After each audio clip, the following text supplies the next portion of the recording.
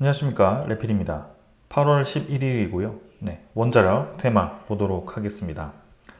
오늘 관련 테마들이 다 강한 모습을 보였는데요. 하나씩 보도록 하겠습니다. 두산 에너빌리티는 4.5% 상승해서 69,400원으로 마무리가 되었습니다. 3,000원 가까이 반등을 했고요. 오늘 장중에는 7만원을 탈환을 시도하다가 조금 밀리면서 진행되었는데요. 지금 NXT 시장에서는 거의 7만원 근접해서 거래가 진행 중입니다. 일별 거래 같은 경우는 최근 대비해서 좀 늘어나서 진행되고 있고요. 합쳐서 2,500만 주 가까이 거래가 실렸습니다. 그래서 잘 진행되고 있고, 지금 일별 차트를 보게 되면 계속해서 박스권 밴드 안에 주가가 갇혀 있는 모습이었는데요. 오늘 이 돌파를 하면서 상단 라인을 이제는 높여가고 있습니다. 근데 이제 항상 이 양봉 이후에 좀 내려가는 추세가 좀 나왔었기 때문에 이 이후에도 동일한 움직임이 나올지 좀 봐야 될 것 같고요. 그러나 이제 이번 주는 목요일이 옵션 만기입니다. 그래서 만기 전에 이렇게 이제 월요일이 상승으로 출발했다라는 것은 추가적인 상승세가 가능해 보인다라는 생각이 좀 들고요. 추가적으로 바짝 올린다라고 한다면 전고점을 이제 넘어서는 패턴이 나올 것인지 또 보도록 하겠습니다. 자, 그래서 그동안 이제 점진적으로 줄어들던 거래량에서 조금 힘이 실리는 모습이 나왔는데 아직까지는 더 보겠습니다. 자, 그 다음에 이제 투자 수급이고요. 수급은 외국인 투자자가 확실히 좀 많은 매수를 진행해 주었습니다. KRX 기준으로 외국인 투자자가 200만 주 가까이 매수했고요. 기관 투자자도 지금 40만 주 매수를 했습니다. 투신, 사모펀드가 특히 많은 매수 진행해 주었고요. 단기 수익을 보는 투자자가 이렇게 급격하게 들어왔다는 것은 단기간의 상승이 또 기대가 된다라고 볼 수가 있고, 그리고 사실 뭐 특별한 매도 수급이 없습니다. 지금 최근에는 8월 1일자 이후에는 계속해서 매수를 이어가고 있고요. 8월 1일자의 저 매도도 사실 두산 에너빌리티의 악재가 아니라 전체적인 시장에 대한 하락으로 좀 떨어졌었기 때문에 힘을 계속 받아가는 것 같습니다. 그래서 외국인 투자자 어느덧 지금 500만 주 가까이 그 이후에 매수를 하는 것 같고요. 계속 이 추세 이어가는지 보겠습니다. 분위기 괜찮은 것 같습니다. 현대건설은 근데 1,700원 하락해서 2.5% 정도 하락을 했고요. 66,700원으로 마무리되었습니다. 장 초반에 하락폭을 더 키웠다가 좀 마무리는 좀 올리면서 진행되었고요. NXT 시장도 조금 반등을 시키고 있지만 원전 대표 종목 대비해서는 좀 많이 약해 보인다라는 생각입니다. 근데 아쉽게도 이렇게 흘러가는 이유가 있는 것 같고요. 원자력 테마 입장에서는 현대건설이 더할 나위 없이 좋은 종목이지만 최근에 이 우리나라의 정부에서 굉장히 이제 인명사고에 대해서 예민하게 생각을 하고 있고 제재를 굉장히 강하게 부과하겠다라고 경고를 하고 있는 그런 상황에서 현대건설의 그 인명사고 비중이 조금 높은 편인 것 같습니다. 우리나라 시공사 중에서도요. 그래서 그런 면에 있어서 최근에 이제 그 옹벽 사고도 있었고 그런 것들이 좀 이 주가에 부정적인 영향을 주고 있는 것 같고요. 특히 외국인 투자자가 최근에 좀 계속 매도를 이어가는 그 움직임도 그러한 이유가 아닐까 싶습니다. 자, 그러나 오늘은 주가는 떨어졌지만 외국인 투자자가 연일 매도를 끝냈고요. 대신 이제 기관 투자자, 투신과 사모펀드 위주로의 좀 매도가 나왔습니다. 수급적으로는 뭐 일단은 큰 매도는 끝난 것 같은데 향후 이제 매수세가 이어지는지는 좀 보도록 하겠습니다. 분명히 이제 고점 대비해서 좀 떨어졌지만 지지라인 형성하고 좀 올라가는 그림 만들어줬고요. 미국에서 이제 이 대형 단지에 원자력이라든지 SMR, 그다음에 태양광, 그다음에 2차 전지까지 연결할 수 있는 그런 에너지 대단지를 수주하면서 양봉이 하나 크게 나왔었는데 그 이후에 조금 이제 그런 조정을 받고 있습니다. 하지만 제가 봤을 때는 이러한 것들은 해프닝으로 이제 끝날 가능성이 있고요. 기업에 대한 잘못을 이제 따져서 조금 바로 잡아야 되긴 하겠지만 기업에 이제 완전히 무너질 때까지 그렇게 하진 않겠죠. 그리고 어느 정도 그런 부분이 반영되었다라고 보고 향후 이제 원자력 테마에 대한 추후 움직임을 본다면 현대건설은 충분히 모멘텀이 큰 기업입니다. 그래서 좀 더 지켜볼 만하고 계속 주시를 해 보겠습니다. 직접적으로 이제 웨스팅하우스와 그다음 미국과 협력하고 있는 유일한 기업이기 때문에 상당히 이제 기대가 되는 기업 중에 하나입니다. 한전 KPS는 지금 2.5% 정도 올라갔고요. 53,700원입니다. 최근에 이제 반등세를 이어가면서 서서히 이제 위로 치고 나가는 그림이고요. 이평선이 모여 있는 지점에서 좀 이제 수렴 구간을 뚫고 나가는 그림은 좋아 보입니다. 수급은 이제 기관 투자자 위주로의 매수가 집중되고 있고 투신, 연기금, 그 다음에 금융 투자 위주로의 매수가 계속 나오고 있습니다. 거래량은 뭐 크게 많진 않았고요. 20만 주 정도 나왔고요. 꾸준히 좀 올라가는 좋은 그림 만들어지고 있습니다. 시간 이 NXT에서는 더 올라가고 있고요. 53,900원입니다. 한국전력을 보기 전에 한전기술이죠. 한전기술도 지금 4% 가까이 반등을 했고요. 4,000원 정도 올라서 99,700원입니다. NXT 시장에선 더 크게 올라가고 있고요. 5.3% 정도 10만원 회복해서 진행되고 있습니다. 그래서 한전기술은 한전 KPS와 유사하게 주가가 형성되고 있고요. 21선, 5일선 딛고 좀 뚫고 올라가는 그림이 만들어지고 있습니다. 전 고점은 12만원 정도 되고 있고요. 충분히 지금 추세로면 더 올라갈 가능성이 높아 보이는 상황입니다. 기관 투자자가 특히 많은 매수 해주고 있고요. 연기금 투자자도 최근에 연일 매수를 이어가고 있고 그 다음에 사모펀드, 투신 할 거 없이 다 매수를 이어가는 분위기입니다. 외국인 투자자는 근데 크게 매수는 없는데요. 확실히 지금 이 한전기술은 기관 투자자, 한전 KPS도 마찬가지 기관 투자자의 매수세가 집중되고 있다. 한국전력은 750원 정도 조정을 받았습니다. 고점을 이제 뚫고 고점을 높여가는 분위기인가 했는데 조금 이제 상승분을 대부분 지금 반납시키는 상황이 만들어졌고요. 거래량을 줄이면서 일단 양봉의 절반 이상을 깎아먹고 있기 때문에 이대로라면 좀 강하게 고점을 치고 나가는 그림은 나올 수 있을까 그런 생각이 좀 듭니다. 그럼 여전히 이제 21선 유지하면서 진행되고 있고요. 위아래로 꽤 크게 흔들고 있는데 이 전체가 이제 매집하는 과정인지 한번 계속 지켜보도록 하겠습니다. NXT 같은 경우는 1.5% 정도 하락했고 반등을 좀 하고 있는데요. 일단 연일 매수를 이어가던 외국인 투자자가 8월 8일부터는 매수를 끝내고 매도를 하고 있습니다. 그래서 기관 투자자, 그 다음에 사모펀드 위주로 좀 매도가 나오고 있는데 이 매도세가 계속 이어지는지 좀 보도록 하고요.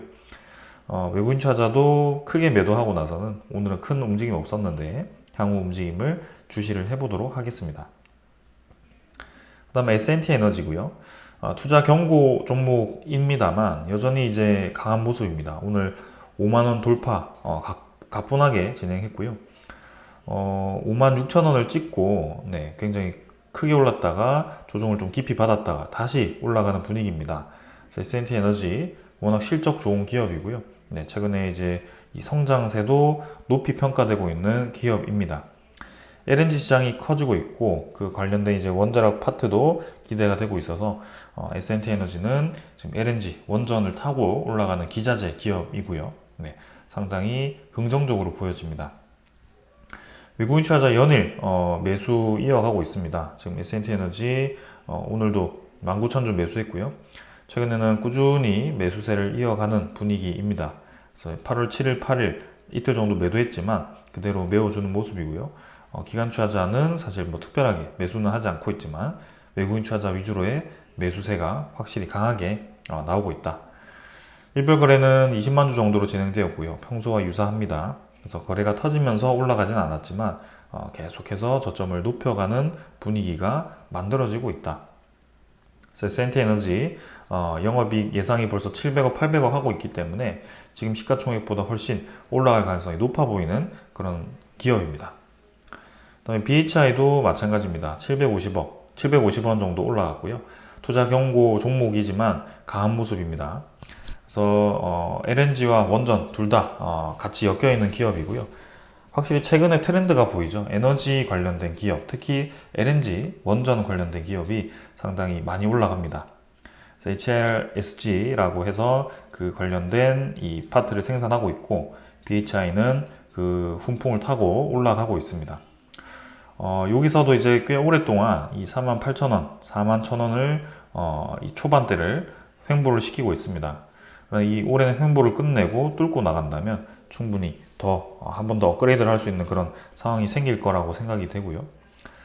투자 수급을 보게 되면 외국인 투자자는 매수 매도 반복하면서 움직이고 있고, 기관 투자자는 금융 투자 위주로의 매수가 최근에 좀 집중되고 있는데요. 일단 계속 보겠습니다. 투자 경고 풀렸을 때에 대한 움직임이 힘을 붙이면서 이제 올라갈 것인지 보겠습니다. 그 다음은 성광밴드고요. 32,700원으로 마무리되었습니다. 0.4% 정도 올랐고요. 150원 정도 올라갔습니다. 그래서 이것도 뭐 계속 비슷하게 주가 형성하고 있고요.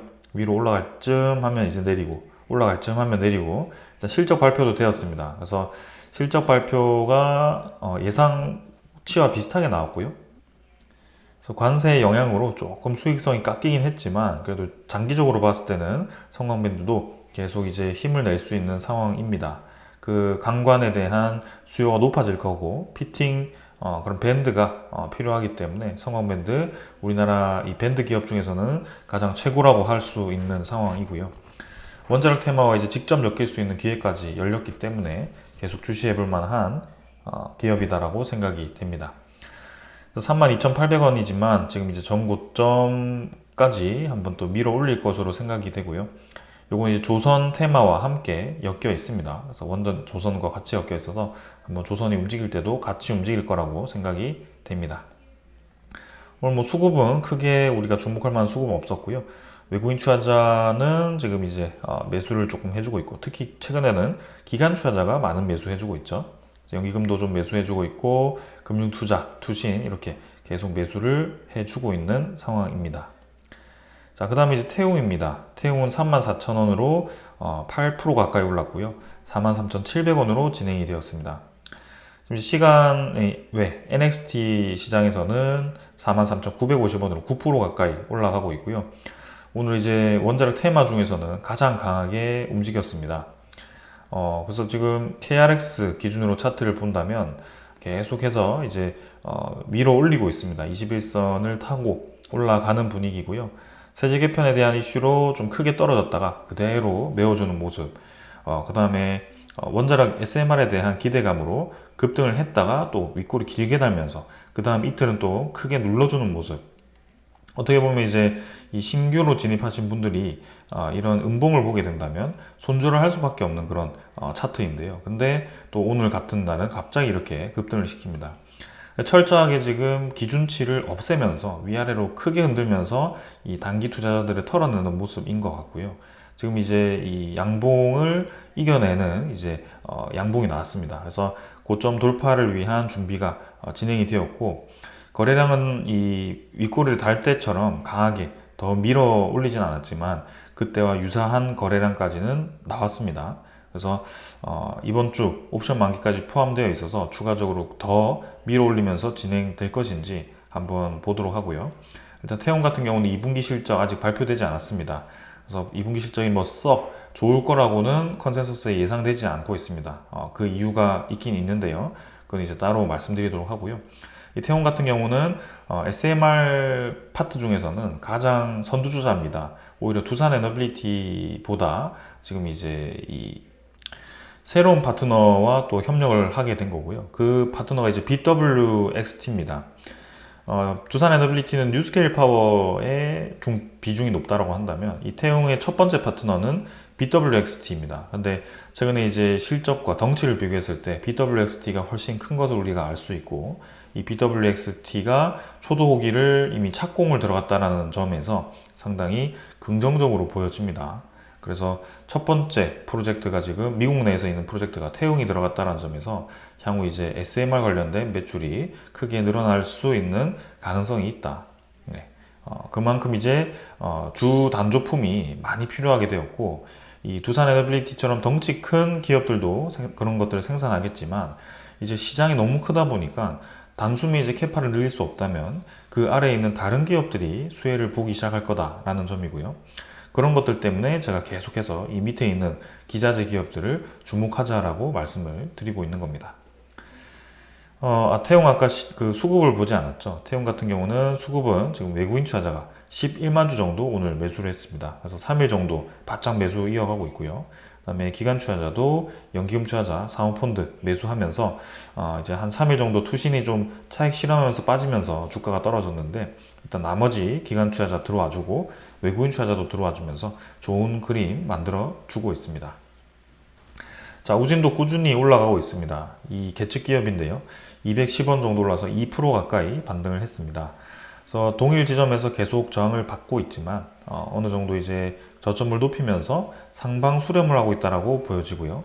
이 상방 수렴 구간을 이제 뚫고 나갔을 때는 강력하게 치고 나갈 가능성이 있다라고 생각이 됩니다. 그래서 외국인 투자자 연일 매수하다가 조금 오늘 매도를 했는데요. 사실 이 종목은 뭐 특별하게 수급이 지금 뭐 며칠 가지고는 보기 애매한 부분이 있고요. 전체적인 흐름만 본다면 외국인 투자자에 대한 매수세 계속 이어가고 있고, 서서히 저점을 찍고 올라가는 추세가 60일선이 올라가고 있다라고 보시면 되겠습니다. 자, 좋은 분위기 다들 이어가고 있고요. 현대건설이 조금 아쉽긴 하지만 현대건설 저는 충분히 반등할 기회 있을 거라고 생각이 됩니다. 목표 주가가 괜히 이제 10만 원 수준이 형성되지 않았을 것 같고요. 그런 단기 악재 때문에 외국인 투자자가 좀 털고 있긴 하지만 그 물량 이제 멎었고, 이제는 그런 이제 현실적인 이 수주를 보았을 때 가장 구체적으로 이 협력하고 있고 수주를 하고 있는 현대건설이 다시 한번 힘을 받을 것 같습니다. 자, 그래서 이렇게 다 진행이 되고 있고요. 이제 차트는 둘째 치고 우리에게 중요한 시장에 대한 분위기와 그다음에 이러한 테마들이 이제 움직일 수 있는 전체적인 시장이 중요합니다. 차트도 차트지만 시장에 대한 힘이 중요하다라고 말씀드렸고, 그러한 원천이 되는 것이 AI라고 말씀을 드렸습니다. 그래서 그런 부분을 계속 초점을 두고 지켜보면 될 것 같고요. 오늘도 한번 같이 살펴보도록 하겠습니다. 자, 먼저 최근에 우리나라 코스피의 향방을 결정할 수 있는 중요한 소식이죠. 주식 양도세 대주주 기준이 이번에 이제 50억에서 10억으로 내려가야 된다라고 이제 안이 나왔었고, 거기에 대해서 시장이 크게 흔들렸었죠. 그 뒤로 이제 그 내린 만큼 회복을 하긴 했지만 여전히 이제 그 불확실한 상황 때문에 이 투자자들이 어떻게 해야 될지 애매한 그런 상황입니다. 그래서 다행히도 지금 이제 현재 여당이 주식 양도세 대주주 기준을 50억으로 유지하는 것으로 이제 가닥을 잡은 것 같고요. 일단 정부에 그 의견을 전달했고, 이제 정부가 어떤 선택을 하는지 우리가 기다려야 되는 상황입니다. 아무래도 여당의 의견을 받아들이지 않을까라는 생각이고요. 워낙 반발도 심하고 거기에 대한 부작용이 크기 때문에 밀고 나가기가 애매하지 않을까 싶습니다. 자, 그래서 이렇게 글로벌화된 금융시장에서는 단 1%라도, 단 0. 몇 %라도 수익을 보는 쪽으로 투자자들은 이동을 하게 되어 있습니다. 우리는 당장이라도 달러를 살 수 있고 팔 수 있습니다. 그렇기 때문에 국내 시장에서 해외 시장으로 이동하는 데는 단 몇 초면 이동을 할 수 있습니다. 그런 상황이고요. 우리만 해당되는 게 아니죠. 모든 투자자들이 그러한 상황입니다. 그래서 이러한 양도세라는 것이 결국엔 정부의 이 앞으로의 예산 편성을 위해서 필요할 수도 있겠지만, 사실상 이제 투자자들 입장에서는 이득을 보는 쪽으로 갈 수밖에 없다는 것이 이 세상의 이치인 것 같습니다. 그런 면에서 봤을 때 이러한 무리한 이 양도세 부과 기준이 향후 이제 투자자들을 어떻게 이동시킬지는 불보듯 뻔한 상황이고요. 이게 맞다 틀리다를 떠나서 지금 투자자들의 흐름을 읽어야 되지 않겠나라는 생각이 좀 듭니다. 그래서 그러한 면에서 좀 판단을 하지 않을까라는 생각이고요. 긍정적인 결과를 기대해 보겠습니다. 자, 그 다음에 이제 해외 시장 측면에서는요. 이번 주가 이제 CPI 지표가 발표가 됩니다. 이 CPI 지표 최근에는 좀 뜸하죠. 뭔가 이제 중요도도 떨어지는 것 같고 시장에 대한 반응성이 크게 높지 않습니다. 이 CPI에 대해서 PCE도 그렇고요. 그래서 물가가 조금 반등하는 것은 이제는 시장이 적응한 것 같고 기정사실화된 것 같고, 오히려 이제 트럼프 대통령이 상호 관세를 부과하고 막 난리를 칠 때 예상되던 것보다 좀 이제 시장이 받아들이는 게 좀 덜 하다는 거죠. 그래서 오히려 이제 시장은 차분하게 지금 흘러가고 있는데요. 근데 아직도 이 관세에 대한 의구심은 여전히 많습니다. 그래서 향후 이제 물가 지표가 과연 이제 어떻게 될지 지금 예의주시를 하고 있는 그런 상황이고요. JP모건 같은 경우도 지금 금리 인하를 원래는 12월에 한번 내리겠다라고 전망을 했다가 이제 9월부터 시작해서 3회를 내린다라고 전망을 바꿨습니다. 이번에 고용 지표가 좋지 않게 나와서 그렇기 때문인데요. 과연 이제 그러한 이제 3회 인하 예측에 맞게 이 물가 지표가 크게 올라가지 않고 적정 수준 한 2% 후반대 정도를 유지해 주느냐가 중요할 것 같고요. 이번 주 이 미국의 물가 지표도 한번 주시를 해 보도록 하겠습니다. 자, 그러나 지금은 인플레이션이 조금 온다라고 해서 뭔가 이 시장에 충격을 줄 것 같지는 않습니다. 금리를 높게 유지를 하긴 하겠지만 사실상 이제 기준금리를 높게 유지를 하는 것이지, 지금 이제 이 채권에 대한 매입을 연준이 해주고 있다라고 본다면 뭔가 이제 이 하나는 묶어두고 하나는 풀어주는 그런 느낌이 좀 있습니다.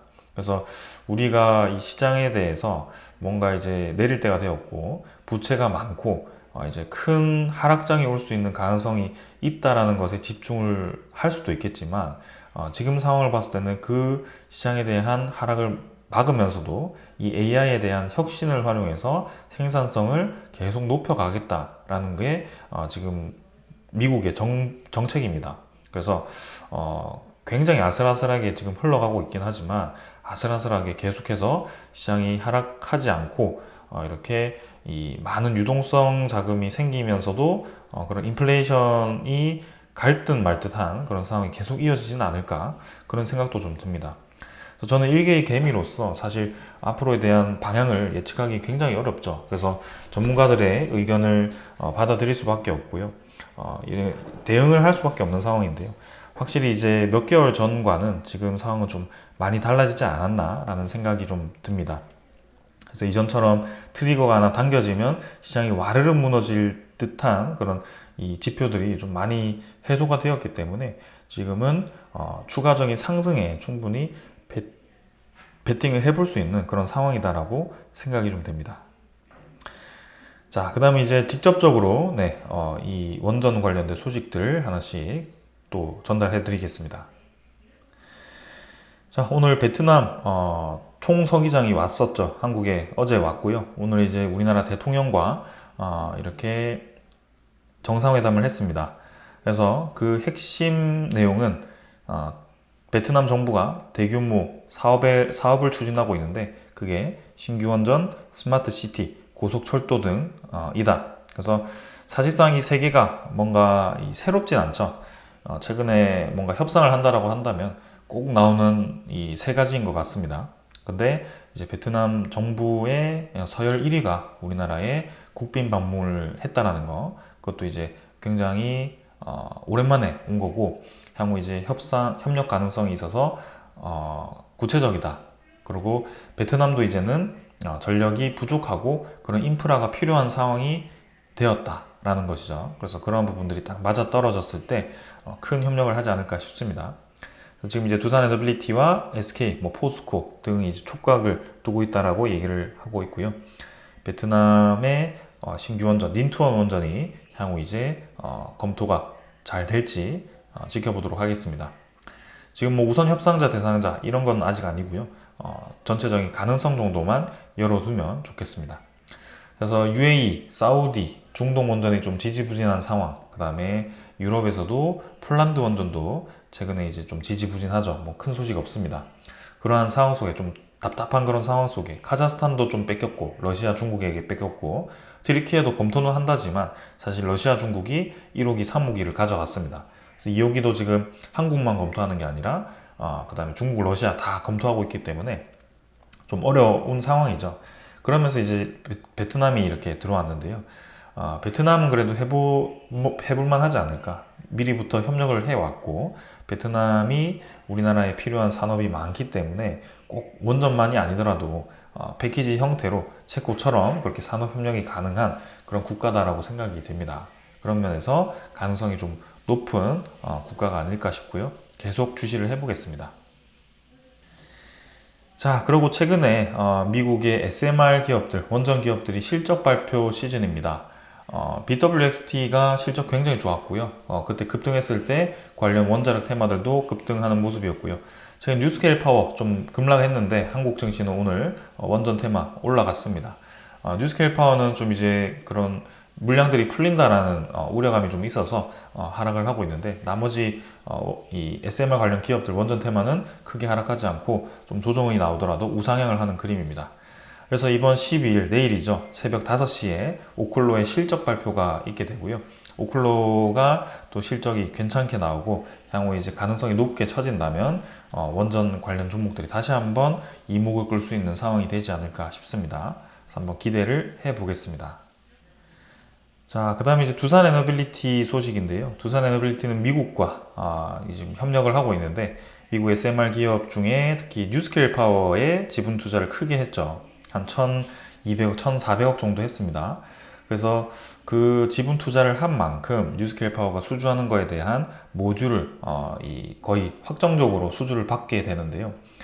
일단 모르시는 분들을 위해서 다시 한번 말씀드리면, 두산 에너빌리티는 사실 이제 아이다호주 프로젝트에 뉴스케일 파워가 진행하는 부분에 대해서 발주를 받았습니다. 그래서 만들고 있었죠. 그래서 한 6개 정도인가요? 네, 그거를 만들고 있었는데 이 아이다호주가 무산이 되어 버렸습니다.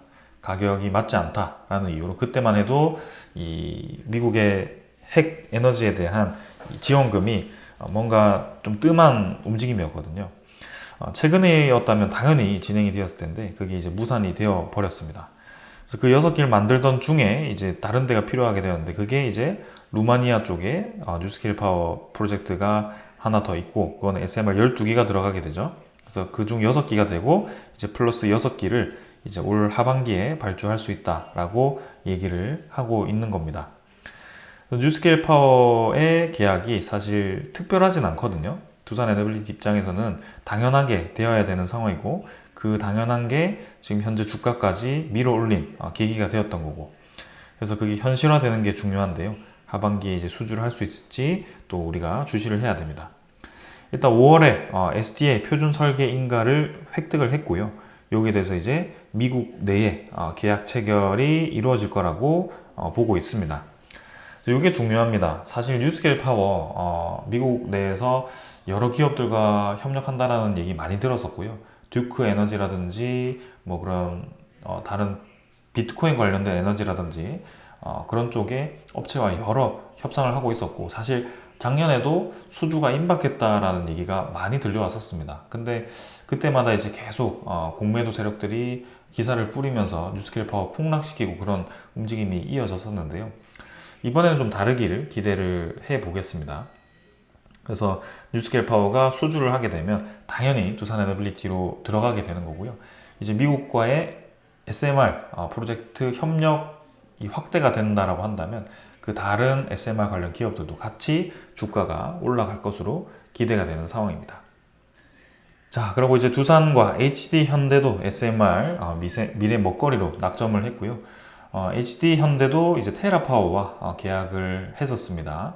그래서 테라파워가 이제 두산과 HD 현대로 발주를 진행했었고요. 굉장히 이제 미국 내에서 이 SMR 프로젝트 중에서는 가장 빠른 기업 중에 하나죠. 그래서 향후 이제 테라파워와 BWXT, 뉴스케일 파워, 그다음에 엑스에너지, 홀텍 이 정도가 이제 미국 내에서 가장 인기 있는, 그다음에 오클로도 있겠죠. 그렇게 이제 되고요. 그다음에 영국의 롤스로이스, 그다음에 한국의 ISMR 요 정도가 지금 이제 해외에서 좀 주목을 받는 상황입니다. 러시아, 중국은 이미 거의 상용화 상태이고요. 그래서 미국이 이렇게 난리를 치는 겁니다. 빠르게 지금 상용화를 하려고 하는 거고, 한국은 조금 늦었지만 2035년에 상용화 목표를 하고 있는 거고요. 캐나다는 벌써 시작했죠. 그래서 BWXT 프로젝트 지금 태용이 들어가 있는 상태이고요. 그다음에 영국 같은 경우도 이번에 시작하는데 트럼프가 롤스로이스 모델을 인상 깊게 봤습니다. 그래서 향후 롤스로이스에 대한 SMR도 주목해 볼 만한데 롤스로이스가 두산 에너빌리티에다가 이제 이 제작 의뢰를 할 수 있다. 특히 두산 에너빌리티 말고 두산 스코다 파워 쪽에 의뢰를 할 수 있다라고 또 가능성이 있기 때문에 주목해 볼 만합니다. 자, 그래서 빅테크에 대한 이 AI 데이터 센터 수요가 커지면서 이 SMR이 함께 연결되는 모습이고요. 대형 원전도 중요하지만 대형 원전은 건설만 10년, 그 이후에 운영하는 데까지는 12년, 14년까지 걸리게 되죠. 12년, 14년이 벌써 2040년입니다. 지금 들어가면. 그래서 그때까지 그 공백기에 무언가는 이 AI의 전력을 커버를 해줘야 되는데 그게 커버를 해주기 위해서는 이제는 2년, 3년, 4년 이 정도 안에는 지어야 되겠죠. 그래서 지금 SMR이 뜨고 있고 가스터빈이 뜨고 있는 겁니다. 그렇게 우리가 생각하면 된다. 자, 그리고 세계 데이터 센터 전력량은 향후 계속 늘어날 걸로 예상되고 있고요. 이제 10년 후에는 원전 230기가 필요하다. 그래서 향후 이 원자력 발전에 대한 수요가 더 늘어날 걸로 예상을 하고 있는 거고, 미국은 그에 맞게 지금 이제 4배까지 늘리겠다라고 되었고, 사실 우리나라도 무탄소 에너지를 3배 늘리는 거에 대해서 지금 이 가입이 되어 있죠. 신재생에너지도 그렇고요. 그래서 지금 뭐 사실 뭐 신재생에너지 원전 뭐 할 거 없이 다 그냥 지금 늘려야 되는 그런 상황입니다. 근데 탈석탄을 해야 되기 때문에 어디선가 이제 공백이 생기니까 그거를 공백을 메우면서 그 다른 대체 에너지로 채워야 되는 상황에 이 AI라는 엄청나게 전력을 많이 잡아먹는 상황이 만들어지니 이런 것들이 이 전력 투자에 이제는 우리가 이전에 볼 수 없었던 그런 투자가 나타나고 있는 거다. 그에 맞게 이제 기업들도 주가 움직임이 나타나는 것 같고요. 2007년이 생각난다라고 계속 말씀드린 것이 지금 그러한 상황으로 좀 가는 것 같습니다. 그래서 2035년에는 1700TWh로 한국의 소비량의 거의 3배다라고 얘기를 하고 있고, 전 세계적으로 3배가 전력 소비가 늘어난다고 했을 때 이 데이터 센터의 특성상 전력이 끊기면 안 되죠. 전력 끊기면 안 되고 계속해서 이 안정적으로 공급해야 되기 때문에 신재생에너지도 어느 정도 보급을 해줄 수는 있겠지만 24시간 안정적으로 보급하기에는 분명히 어느 정도의 기저에너지원이 필요할 거다. 그래서 데이터 센터 같은 경우는 계속 이 전력이 끊기지 않고 돼야 되기 때문에 적어도 한 50% 이상은 뭔가 안정적으로 24시간 동안 들어와주는 에너지가 있어야 되지 않겠나라는 생각이고, 그 나머지 50%는 뭐 변동성이 좀 있어도 이제 뭐 ESS를 활용한 신재생에너지를 활용하든 뭐 그런 식으로 할 수는 있겠죠. 그래서 어떤 하나가 딱 맞다 이렇게 이제 접근하는 게 아니라 이제는 이 산업을 그대로 받아들이면서 그 흐름을 따라가면 우리도 그 상황이 이해가 될 거다. 그래서 거기에 맞는 이 기업들, 기자재 기업들, 뭐 철강 기업들, 전력 관련 기업들이 계속해서 실적이 성장할 수밖에 없는 그런 빅 사이클이 다가오고 있더라. 그래서 국내에서도 이제 신규 대형 원전과 SMR 도입을 이제 추진할지를 본격적으로 이제 진행해야 되고요. 이번 주에 그게 결정이 된다라고 하네요. 그래서 11차 전력 수급 기본 계획에서 대형 원전 2기, 소형 모듈 원전 1기로 이제 진행이 되었고, 내년에 또 이제 12차 전력 수급 기본 계획 들어가야 되는데, 그때까지 또 시간 끄는 게 아니라 좀 빠르게 진행했으면 좋겠습니다. 이제는 전력 싸움이고요. 네, 국가 경쟁력의 싸움이기 때문에 뭐 조금 이제 우리가 늦어서 괜찮지 않겠나, 이렇게 안일한 생각을 하지 않았으면 좋겠습니다. 이제는 원가 싸움, 그 다음에 속도 싸움이기 때문에 거기에 맞게 움직여야 되고요. AI라는 것이 그런 것 같습니다. 결국에는 무지막지한 AI가 개발되고 있고 많은 AI가 개발되고 있지만 우리가 기억하는 것이 챗 GPT, 그 다음에 그 외에 몇 개밖에 없다라고 하는 것은 이제는 AI라는 이 특성이 강자만 살아남는 특성이다 라고 본다면 우리도 그러한 이 체질에 맞게 이 전력 시스템을 만들어야 된다, 경쟁력을 높여야 된다라고 생각이 되네요. 자, 그리고 마지막으로 우리가 오랜만에 듣죠. 스타게이트 프로젝트입니다. 미국의 스타게이트 프로젝트가 트럼프가 시작을 했고 그 뒤에 이제 행정명령으로 원전 4배 확대 행정명령을 했고, 그게 이제 다시 한번 얘기가 나오기 시작합니다. 일본의 소프트뱅크가 폭스콘 미국 공장을 인수를 했고, 이 폭스콘 미국 공장은 괜히 인수한 게 아니라 이제는 이 데이터 센터를 활용하기 위함이다. 본격적으로 AI 데이터 센터와 관련 인프라 구축 계획에 동원하기 위해서 이번 거래를 성사시켰다라고 얘기를 하면서 이 스타게이트 프로젝트가 시작이 되고 있구나라는 것을 우리가 알게 되었고요. 이 스타게이트라는 이름이긴 하지만 결국에는 AI와 관련이 있고, AI는 전력에 대한 많은 수요와 관련이 있습니다. 그러면 전력 관련 기업들이 다시 한번 주목을 받을 수밖에 없고, 그러한 상황이 계속 이어질 거다. 핵심은 시장이 침체가 되느냐, 되지 않느냐인 것 같고요. 시장이 침체되면 당연히 AI 수요도 떨어질 거고, 이런 전력 인프라도 까는 게 이제 좀 밀리겠죠. 근데 지금 이 상황을 봤을 때는 그러한 대공황급의 하락이 나올 것 같지 않다라는 게 제 생각입니다. 잘 컨트롤을 해 가는 것 같고요. 우리가 보는 그 우려감보다 시장이 뭔가 유동성 자금도 굉장히 많고, 그만큼 이 AI라고 하는 것이 생산성을 갑작스럽게 혁신시키면서 나오는 새로운 이 경제 활동의 이 수익성들이 시장으로 쏟아지면서 우리가 이전에 경험하지 못한 시장이 지금 벌어지는 게 아닌가라는 생각을 하게 됩니다. 그래서 지금부터는 계속해서 전력 시장, 전력 관련 종목들을 주목해 볼 거고요. 많이 올랐다라고 생각되지만 더 많이 올라가지 않을까라는 생각을 또 하게 되면서 이렇게 계속 리뷰를 하게 됩니다. 자, 오늘 여기까지 하고 마무리 하고요. 이번 주 이제 아까 주요 소식들 기다리면서 내일 또 뵙도록 하겠습니다. 감사합니다.